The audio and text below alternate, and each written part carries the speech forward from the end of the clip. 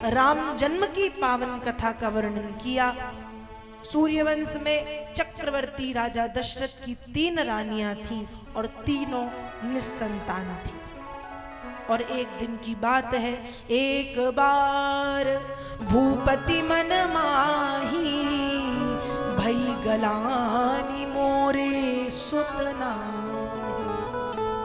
राजा दशरथ के मन में ये पीड़ा है कि जिस सूर्यवंश में इतने बड़े बड़े प्रतापी राजा रघु, सगर, दिलीप, भागीरथ, इक्ष्वाकु वंश जिसे कहा गया, इतने बड़े बड़े प्रतापी राजा हुए हैं, क्या वह रघुवंश दशरथ के साथ ही समाप्त हो जाएगा?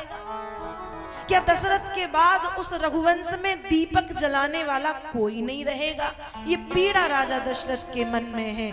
और जब शिष्य के मन में पीड़ा होती है तो एक शिष्य अपने मन की पीड़ा को अपने गुरुदेव के चरणों में ही रखता है। संतान के मन की वेदना, शिष्य के मन की वेदना, संतान माता पिता के सामने और शिष्य गुरु जी के सामने। राजा दशरथ ने अपने गुरु वशिष्ठ जी के सामने अपनी वेदना रखी कि प्रभु ऐसी ऐसी बात है। वशिष्ठ जी ने कहा, राजन चिंता मत करो, श्रृंगी ऋषि को बुला करके पुत्र कामेष्ठ यज्ञ कराओ। राजा दशरथ ने कहा, भी जाता हूं चतुरंगनी सेना लेके, श्रृंगी ऋषि को लेके आता हूं। वशिष्ठ जी ने कहा, राजन यदि चतुरंगनी सेना लेके राजा बनकर के जाओगे तो खाली हाथ आओगे।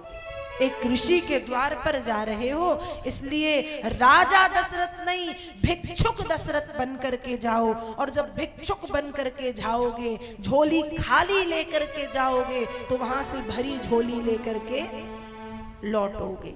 और गुरु जी के कहने पर नंगे पैर पैदल अकेले चल करके राजा दशरथ श्रृंगी ऋषि के पास पहुंचे हैं। श्रृंगी ऋषि वशिष्ठ बुलावा, पुत्र काम शुभ यज्ञ करावा। राजा दशरथ के निवेदन पर श्रृंगी ऋषि अवध में पधारे हैं। पुत्र कामेष्ठ यज्ञ कराया।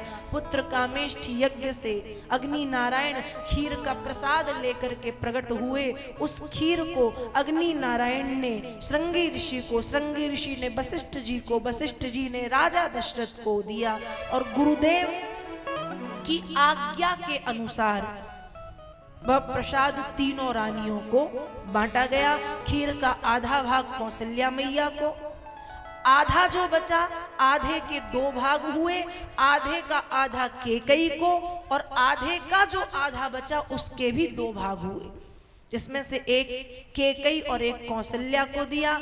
उन दोनों ने अपने हाथों से वह भाग मैया सुमित्रा को प्रसाद के रूप में 2 भाग खिलाए हैं, जिससे प्रसाद पाकर के रानियों को लगा कि हम गर्भवती हो गए हैं।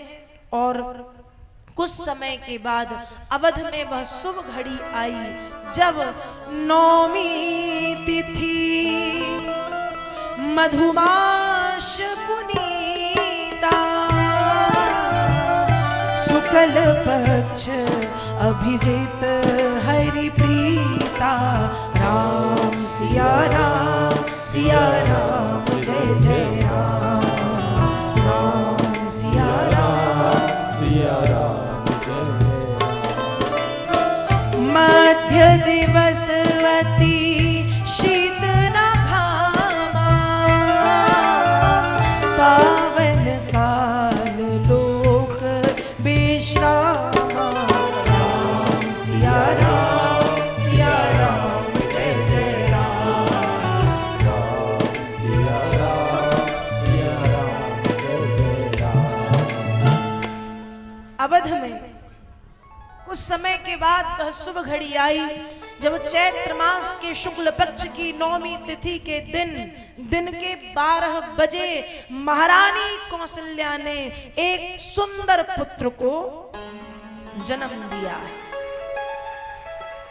और फिर महारानी कौशल्या ने पुत्र को जन्म दिया।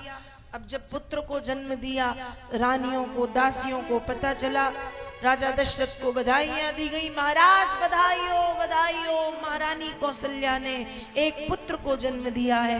कुछ समय के बाद मां कैकेयी ने एक पुत्र को, महारानी सुमित्रा ने 2 पुत्रों को जन्म दिया। राजन बधाई हो बधाई हो बधाई हो। 4 पुत्रों ने एक साथ अवधपुरी में जन्म लिया है। और मेरी व्यासपीठ से आप सभी हरि भक्तों को राम जन्म की, 4 भाइयों के जन्म की बहुत बहुत बधाई हो।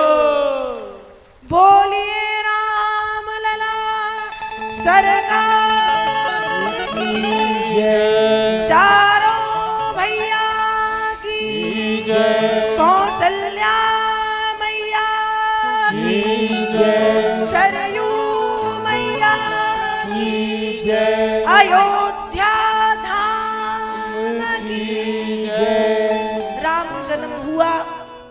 अवध में। आइए मात्र 1 मिनट के लिए हम भी अयोध्या चल करके राजा दशरथ और तीनों माताओं को बधाइयां देते हैं, सिर्फ 1 मिनट के लिए। जय जय श्री रामचंद्र अवध के दुलारे, जय जय श्री रामचंद्र अवध के दुलारे, जय जय श्री रामचंद्र अवध के दुलारे, जय जय श्री रामचंद्र अवध के दुलारे, अवध के दुलारे संतों के रखवारे, अवध के दुलारे संतों के रखवारे, अवध के दुलारे भक्तों के रखवारे, अवध के दुलारे भक्तों के रखवारे। जय जय श्री रामचंद्र, दोनों हाथ ऊपर करके बधाई देंगे सभी लोग। जय जय श्री रामचंद्र अवध के दुलारे, अवध में आनंद भयो जय रघुवर लाल की, अवध में आनंद भयो जय